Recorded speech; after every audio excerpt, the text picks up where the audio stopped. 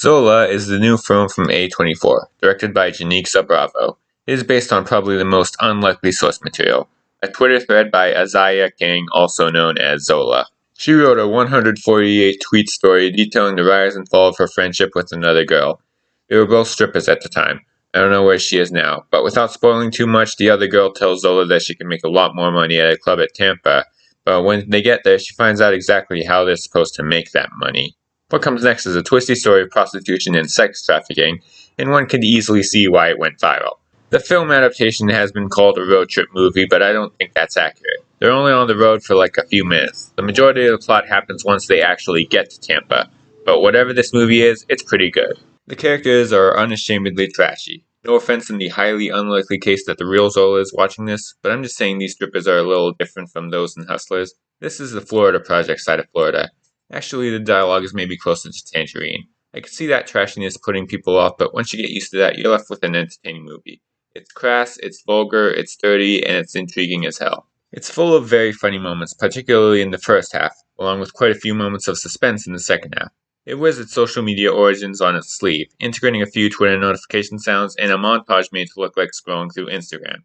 Albeit it's the most graphic part of the movie, and all of these images would probably not be allowed on that site, but whatever. However, the movie doesn't treat the fact that it's based on a Twitter thread as a gimmick. This is just a normal, true story in this movie's mind.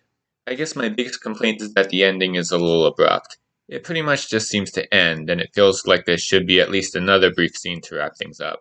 After seeing this, I've read the thread that inspired it and saw that after what happens at the end of the movie, it basically just goes right to her describing what she heard happened to the other characters years later.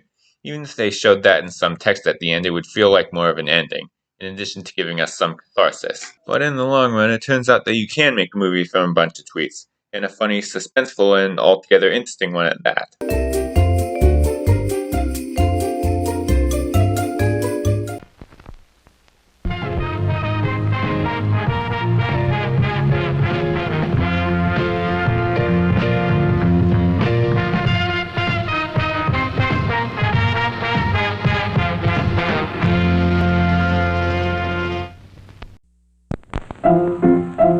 Let's all go to the lobby. Let's all go to the lobby. Let's all go to the lobby to get ourselves a treat. Delicious things to eat. The popcorn can't be beat. The sparkling drinks are just dandy. The chocolate bars and the candy. So let's all go to the lobby to get ourselves a treat. Something about this seems familiar.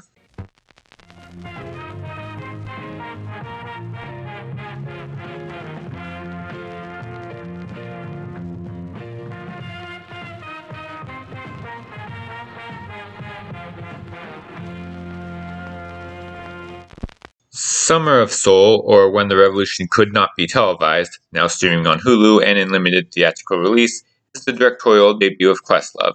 It's the documentary about the Harlem Cultural Festival, a 1969 music festival that featured the biggest African-American artists.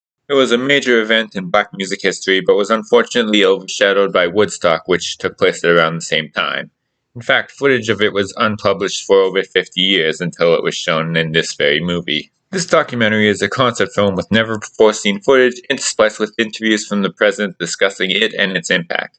It's a look into a point of history that was sadly forgotten, and the footage allows us to see it exactly the way it happened. Questlove's direction brings us into the era, showing the influence, the importance, and how it's just another example of black history almost being erased. Summer of Soul is a great time capsule of this monumental festival with great music and great insight into it. It will probably become the definitive account of this festival, at least in terms of footage. I don't have as much to say about it as I did with Zola, but trust me when I say that I enjoyed it a lot more than that movie. It's probably too early to say that this will be my favorite of the year, but every other movie has a high standard to live up to.